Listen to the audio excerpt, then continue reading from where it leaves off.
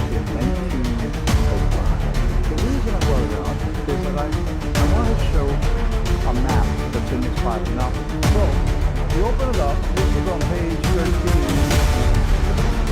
I'll show you. This is a map of Holy Land. And it says,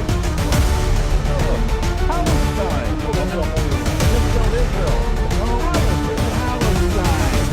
And all these Christian Zionists that tell me, Rick, there's never been a Palestine. Well, look at this Bible map from 1905. And most Bibles had a map of Palestine. And Palestine is in the Bible itself, in the Old Testament. So